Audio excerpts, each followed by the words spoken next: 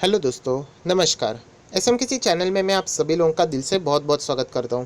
दोस्तों, इस वीडियो में हम लोग बात करने वाले स्टॉक मार्केट से रिलेटेड। यस, स्टॉक मार्केट मतलब आगे क्या यहाँ पे परफॉर्मेंस हो सकता है। स्टॉक मार्केट के ऊपर जो सबसे बड़ा खतरा है कि स्टॉक मार्केट क्या यहाँ पे क्रैश होगा, क्योंकि जिस टाइप के न्यूज़ हम लोग को देखने को मिल रहे हैं, जो डेटा देखने को मिल रहा है, एंड स्टॉक मार्केट के ऊपर सबसे बड़ा खतरा कौन सा है वो भी मैं इस वीडियो में आप लोगों को यहाँ पे डिटेल में बताने वाला हूँ। तो चलिए दोस्तों, इस वीडियो को स्टार्ट कर लेते हैं और आखिर तक ज़रूर देख लेना। जो आखिर का जो एग्जाम्पल है जिससे बहुत सारे लोगों को समझ में आएगा कि स्टॉक मार्केट की एक्चुअल प्रॉब्लम क्या है, एंड वहाँ पे सबसे ज़्यादा बड़ा खतरा भी हम लोग को देखने को मिल रहा है। तो इस वीडियो को स्टार्ट करने से पहले ये भी कहना चाहूँगा, अगर एसएम किसी इस चैनल में फर्स्ट टाइम विजिट किया तो ज़रूर सब्सक्राइब करके रख लेना, साथ में बेल आइकन को भी हिट करके रख लेना। तो ऐसे इंटरेस्टिंग टॉपिक डेली बेसिस के ऊपर फ्री ऑफ कॉस्ट आप लोगों को मिलते रहेंगे।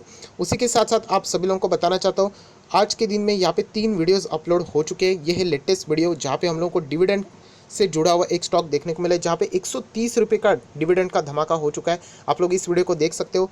और एक ज़बरदस्त यहाँ पे न्यूज़ हम लोग को देखने को मिली, जिसके बदौलत स्टॉक मार्केट में कुछ शेयर्स में गिरावट आ सकती है, एंड डीमार्ट के Q1 के रिजल्ट का भी डिटेल एनालिसिस हम लोगों ने कर लिया है। सो तीनों वीडियो की लिंक आप लोगों को डिस्क्रिप्शन बॉक्स में मिल जाएंगे, ज़रूर आप लोग उनको चेकआउट कर सकते हो। उसी के साथ आप फ्रेंड्स यहाँ पे देख सकते हैं, बाइकआउट चैनल से रिलेटेड यहाँ पे मैंने वीडियो बना दिया था, जो मेरा दूसरा चैनल है स्टॉक मार्केट का क्लासेस, जहाँ पे फ्री ऑफ कंटेंट आप लोगों को मिल जाएगा। बहुत सारी चीज़ें स्टॉक मार्केट के पेड क्लासेस में जो बताई जाती है वही आप लोगों को यहाँ पे फ्री ऑफ कॉस्ट में बता देता हूँ। तो आप चाहो तो इसको भी सब्सक्राइब करके बेल आइकन को प्रेस करके रख सकते हो।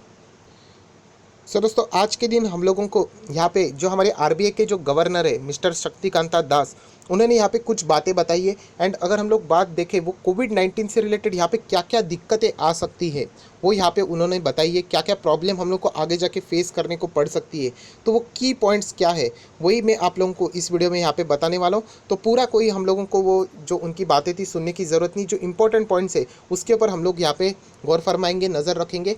जो चीज़ें उन्होंने यहाँ पे बताई है वो ज़रूर हम लोग कह सकते हैं कि यहाँ पे चिंताजनक है, एंड आगे हम लोगों ने उसके बारे में सोच लेना चाहिए।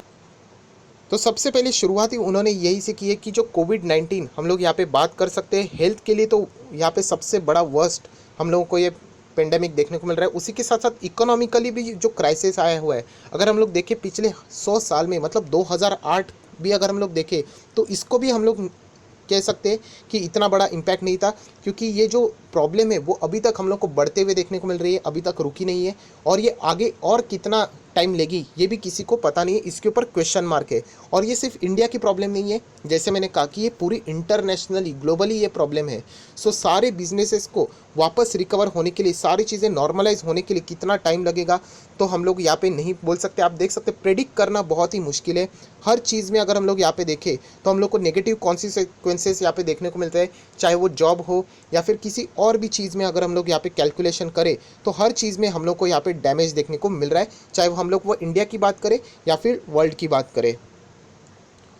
उन्होंने फिलहाल ये भी कह दिया कि अभी का जो कोविड-19 का जो हम लोगों ने ये जो संकट देखा है, पेंडेमिक देखा है, एटलीस्ट हम लोग कह सकते हैं कि जो फिलहाल की सिचुएशन के अनुसार हमारा जो टेस्ट हम लोगों ने करते हुए देखने को मिला है, जो कि इकोनॉमी का हो या फिर फाइनेंशियल सिस्टम का हो, फिलहाल तो वो रोबस्ट हम लोगों को देखने को मिल रहा है। एंड ये हम लोगों को आशा करते हैं कि ये ऐसे ही कंटिन्यू रहे जिस टाइप का परफॉर्मेंस यहाँ पे देखने को मिला है। बट यहाँ पे कुछ ऐसी चीज़ें हैं जिसके बदौलत हम लोग कह सकते हैं कि आगे जाके हम लोग को यहाँ पे दिक्कतें देखने को मिल सकती है।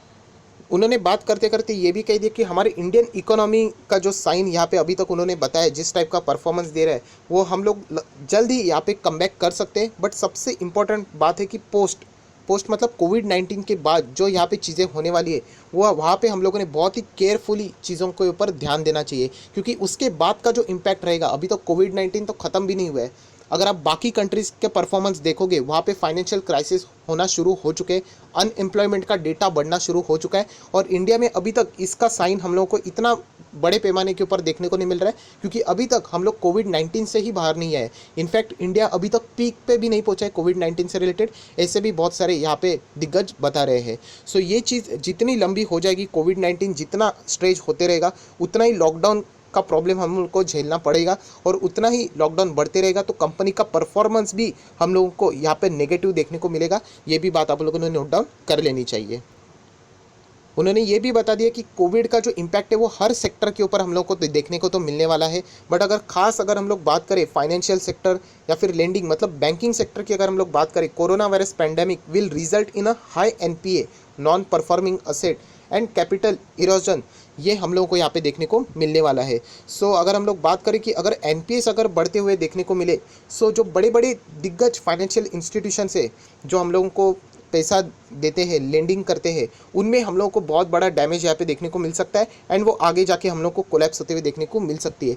इसलिए शक्तिकांता दास ने ये भी कहा कि कोविड टेस्ट, बैलेंस शीट की भी कोविड टेस्ट उन्होंने यहाँ पे करनी चाहिए। उन्होंने चेक करनी चाहिए कि उनके जो असेट्स है वो क्या इस सिचुएशन को झेल पाएंगे। एंड इसीलिए अगर आप लोग यहाँ पे देखते हैं कि मैक्सिमम बैंक्स यहाँ पे क्या कर रहे हैं, फंडिंग उठाने की कोशिश कर रहे हैं, पैसा, क्योंकि आप लोगों को मैं बता चुका हूँ जिसके पास लिक्विडिटी रहेगी, पैसा ज़्यादा रहेगा, वो बैंक या फिर कोई भी कंपनी इस सिचुएशन को हैंडल कर पाएगी। इसीलिए आप लोग किसी भी कंपनी का जो मैनेजमेंट रहता है वो कभी भी कमेंट्री देता है, उसमें एक बात वो ज़रूर बताता है, वो होती है लिक्विडिटी।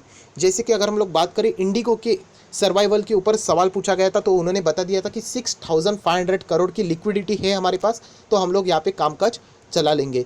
आईआरसीटीसी की भी बात की थी तो उन्होंने बता दिया था कि हमारे पास सफिशिएंट लिक्विडिटी है एंड हम लोग डेट फ्री कंपनी है तो हम लोग इसको यहाँ पे झेल सकेंगे। सो इसीलिए बैंकिंग का भी अगर हम लोग बात करें, क्योंकि फाइनेंशियल सेक्टर में बैंक अगर कुछ हो जाता है बैंकिंग सेक्टर को, तो ये पूरे इंडियन इकोनॉमी के ऊपर सवाल खड़ा हो जाता है। तो इसीलिए उन्होंने कहा है कि अपनी लिक्विडिटी का जो नंबर है, जो पावर है, उसको उन्होंने एक बार यहाँ पे असेस कर लेना चाहिए। अगर यहाँ पे कुछ डैमेज आ जाता है तो उसके लिए उन्होंने प्रिकॉशंस लेने चाहिए, जो कि एक बहुत ही इंपॉर्टेंट बात है। एंड इसीलिए फ्रेंड्स मैंने आप लोगों को एक बात बताई थी कि जितने भी बैंकिंग के स्टॉक्स है, ऐसे कंपनीज़ में रहना जो कि फंडामेंटली स्ट्रांग है और वो दिग्गज है, क्योंकि ये सिचुएशन हर किसी के लिए सेम है, बट जो बड़ा रहेगा, जो बड़ी बैंक रहेगी, वो इस सिचुएशन को आसानी से डील कर पाएगी। एटलीस्ट उनके पास लिक्विडिटी ज़्यादा होती है। For an example HDFC bank हो, आईसीआईसी बैंक हो, कोटक महिंद्रा बैंक हो, ये बड़े बैंक से इनके पास पैसा ज़्यादा होता है, इसलिए मैं आसानी से ये सारी चीज़ें बताते रहता हूँ। पीएसयू स्टॉक की बात छोड़ दीजिए, वो गवर्नमेंट उनको लिक्विडिटी प्रोवाइड करती रहती है। उसी के साथ साथ एनबीएफसी की भी बात करें, हाउसिंग फाइनेंस की बात करें, तो दिग्गज जो स्टॉक्स है, एचडीएफसी हो, बजाज फाइनेंस हो, मुथूट फाइनेंस हो, ये कंपनी में कंपैरेटिवली प्रेशर कम देखने को मिलेगा, क्योंकि इनके पास लिक्विडिटी शानदार है।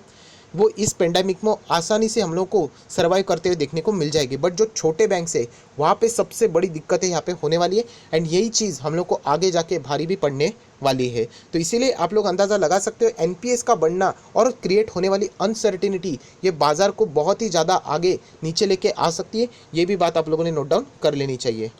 उसी के साथ साथ अगर बाज़ार के ऊपर सबसे बड़ा खतरा कोई है तो वो सेकंड आप लोग यहाँ पे देख सकते हैं दोस्तों, डीमार्ट।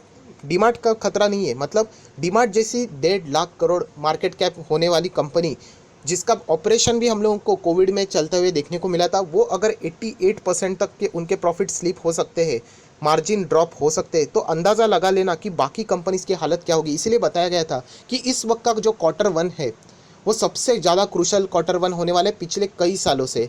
आज तक कभी भी किसी ने इतना इंतज़ार नहीं किया होगा Q1 से रिलेटेड कि रिजल्ट कैसे आएंगे। एंड ट्रेलर भी आप लोग देख सकते कि 88% की गिरावट, मतलब अंदाज़ा लगा लेना कि एटलीस्ट वो एफएमसीजी का तो बिज़नेस कर रहे थे, बाकी का क्या हो जाएगा। जो लोग कपड़ों का बिज़नेस कर रहे थे, फुटवेयर का बिज़नेस कर रहे थे, कंपनी ख़राब नहीं है, बट आप अंदाज़ा लगा सकते हो कि उनके बिजनेसेस को यहाँ पे नॉन इसेंशियल कैटेगरी में रखा गया था, जिसके बदौलत वो अपना बिजनेस स्टार्ट भी नहीं कर पा रहे थे।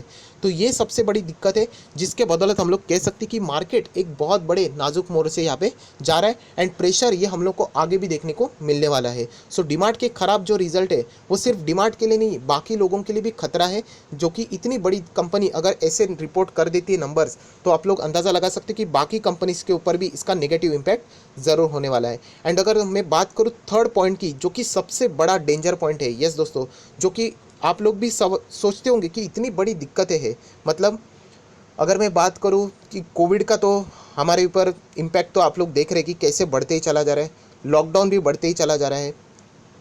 इकोनॉमी की भी बात करें तो बहुत ही नीचे चली जा रही है। जीडीपी की ग्रोथ भी हम लोगों ने देख ली कि ख़राब होती चली जा रही है। इनफैक्ट शक्तिकांता दास ने भी ये बता दिया था कि आने वाले समय में हम लोग नेगेटिव जीडीपी भी देख सकते हैं। सो इतना बड़ा हम लोगों को यहाँ पे ख़राब परफॉर्मेंस देखने को मिल रहा है, जो नंबर्स आ रहे हैं वो प्रेडिक्शन सारे ख़राब देखने को मिल रहे हैं, उसके बावजूद मार्केट भागते हुए देखने को मिल रहा है। सो ये सबसे बड़ा खतरा है और इसके पीछे की राज की बात भी मैंने आप लोगों को यहाँ पे ऑलरेडी बता दी। और दोस्तों वो राज की बात यही है कि अमेरिकन बाज़ार, आप सभी लोगों को पता है डो जोन्स जिस तरीके से भाग रहा है, उसी को कॉपी करके हमारा मार्केट भी यहाँ पे भागते ही चला जा रहा है। कोई वजह नहीं है। एटलीस्ट अमेरिकन बाजार में कुछ ना कुछ वजह तो है। उनके पास इलेक्शन है, उनका अनएम्प्लॉयमेंट का जो डेटा पहले सामने आया था, प्रेडिक्ट किया गया था, उससे कम हम लोगों को डेटा देखने को मिला था, तो उनके पास वजह है। इलेक्शन होने के कारण यहाँ पे जो डिसीजंस रहेंगे वो हमेशा फेवरेबल डिसीजन रहेंगे, बाजार का मूड सुधारने वाले डिसीजन रहेंगे, क्योंकि इलेक्शन के दरमियान हमेशा बाजार को खुश रखने की कोशिश की जाती है। सो इसीलिए अमेरिकन बाजार का भागना ये लाजमी हो सकता है, उनके पास अपने रीजंस है। बट यही चीज़ अगर मैं बात करूँ इंडियन मार्केट की, तो ये बिल्कुल ठीक नहीं है, क्योंकि हमारी जो रैली कंसिस्टेंटली जो बढ़ते जा रही है उसमें कोई वजह नहीं है। सिर्फ वो पिलर्स जो बोलते हैं ना, एक ब्रिज बनते ही चला जा रहा है ऊपर ऊपर, पर उसके जो पिलर्स है वो इतने ठोस नहीं, मजबूत नहीं है, जो कभी भी कोलैप्स हो सकते हैं। और इसका मैं सबसे बेस्ट एग्जांपल दिखाना चाहूँगा। बहुत सारे लोग जो पूछते हैं कि क्या अमेरिकन बाजार को इतना ही हम लोग फॉलो करते, तो वही चीज़ मैं अभी आप लोगों के सामने यहाँ पे दिखाने वाला हूँ। सो दोस्तों, अभी आप लोग यहाँ पे देख रहे हैं जो ब्लू लाइन अभी आप लोगों को आगे देखने को मिलने वाली है वो है डो जोन्स, मतलब अमेरिकन बाजार, और जो रेड लाइन देखने को मिलने वाली है वो है निफ्टी। अभी मैं यहाँ पे आ जाता हूँ, 3 महीने का चार्ट पैटर्न देख लेना, बिल्कुल सेम नज़र आ रहा है अमेरिकन बाजार और हमारे निफ्टी का। यहाँ पे मैं 1 साल का चार्ट पैटर्न ओपन करता हूँ, आप ही के सामने आप लोग देख लेना क्या कोई फ़र्क नज़र आ रहा है। लाल निशान निफ्टी का है, ब्लू निशान अमेरिकन बाजार का है। बिल्कुल सेम पैटर्न हम लोग को देखने को मिल रहा है। जब वो भागते हैं हम भी भागते हैं, जब वो गिरते हैं हम भी गिरते हैं। उनमें जब ये गिरावट आई थी, आप लोग देख सकते हैं, ये जो गिरावट थी तभी हमारे मार्केट में एज सच कोई प्रॉब्लम नहीं था। जब अमेरिकन बाजार में कोविड एक्चुअली अंदर घुस चुका था, हमारे इधर कोविड नहीं था, बट फिर भी हमारा मार्केट ने क्या कर दिया था, अमेरिकन बाजार गिर रहा है तो हमारा मार्केट भी गिर गया। और सेम चीज़ अभी हो रही है कि अमेरिकन बाजार में इलेक्शन है, हमारा मार्केट उनका मार्केट भाग रहा है तो हमारा मार्केट भी क्या कर रहा है, यहाँ पे तेज़ी दिखा रहा है। और सेम पैटर्न हम लोग को देखने को मिल रहा है। 5 साल का भी मैं चार्ट पैटर्न ओपन करूँगा, आप लोग देख सकते हो कोई पैटर्न में आप लोगों को फ़र्क दिखने को मिल रहा है। ऊपर नीचे तो ज़रूर है, बट उन लोगों का जो मूवमेंट है देख लेना, जब वो ऊपर जाता है ये भी ऊपर जाता है, तब वो गिरता है तब ये भी गिर जाता है। तो ये सबसे बड़ा खतरा है दोस्तों, क्योंकि आप लोगों को मैं बताना चाहता हूँ जब अमेरिकन बाजार में गिरावट आ जाएगी, वहाँ पे कोई नेगेटिव न्यूज़ आ जाएगी, तब हमारा मार्केट में भी तेज़ी से गिरावट आ सकती है। ये बात आप लोगों ने नोट डाउन कर लेनी चाहिए। और सिर्फ यहाँ पे हमारा मार्केट भागते ही चला जा रहा है, जो कि आगे जाके एक बहुत ही बड़ा खतरा हम लोगों को यहाँ पे देखने को मिल रहा है। और यही चीज़ मैं आप लोगों के सामने प्रूफ के साथ दिखा रहा हूँ। देखिए अमेरिकन बाजार भाग रहा है, तो अमेरिकन बाजार कल 1000 पॉइंट भाग गया, तो हमारे मार्केट में कितनी भी बुरी न्यूज़ क्यों ना हो, तो हमारा मार्केट भी 1000 पॉइंट के आसपास हम लोगों को तेज़ी दिखाते हुए देखने को मिल जाएगा। सो ये सबसे बड़ी बोलते हैं ना प्रिकॉशंस रखने वाली बात है, सावधान बरतने वाली बात है, क्योंकि इसमें जब गिरावट आ जाएगी तब यहाँ पे भी हम लोग को गिरावट देखने को मिल सकती है। सो इन सारे पॉइंट्स को अगर हम लोग कलेक्टिवली देख के स्टडी करें तो एक बात तो ज़रूर है कि हमारा मार्केट जो ऊपर जा रहा है उसके पीछे कोई ठोस वजह नहीं है। इनफैक्ट इसीलिए बहुत सारे लोग यहाँ पे शक की नज़र से देख रहे हैं कि हर एक नेगेटिव न्यूज़ देखने को मिल रही है, बट बाजार यहाँ पे भागते ही चला जा रहा है। सो ये बात बताने के लिए वीडियो बना दिया था। तो हम लोग ज़रूर कह सकते हैं कि बाजार में क्रैश कब आएगा, जब अमेरिकन बाजार में गिरावट आएगी, तब हम लोग को हमारा बाजार बहुत तेज़ी से, मतलब अमेरिकन बाजार अगर मल्टीप्लाई बाय 1 भी गिर गया तो हमारा मार्केट 2 गुना यहाँ पे डबल भी यहाँ पे गिर सकता है। सो ये तो सारे प्रेडिक्शन वाली बात है। अभी गिरावट कब होगी या नहीं, क्योंकि इलेक्शन का पीरियड है, तब तक ये 4 ही चीज़ें हम लोग को डिले होती है देखने को भी मिल सकती है। सो आई होप आशा करता हूँ दोस्तों आप लोगों को सारी थियोरी ये लॉजिक समझ में आया होगा। तो ज़रूर इस वीडियो को लाइक कर देना, दोस्तों के साथ भी शेयर कर देना, तो उनको भी ये सारी चीज़ें पता चल जाएगी कि एक्चुअल में हकीकत में वाली सबसे बड़ी प्रॉब्लम क्या है, और इतनी बड़ी प्रॉब्लम होने के बावजूद हमारा मार्केट क्यों भाग रहा है, इसके पीछे की वजह भी उनको पता चल जाएगी। So that's it, thank you very much दोस्तों, we will be meeting in our next video. तब तक के लिए बाय बाय।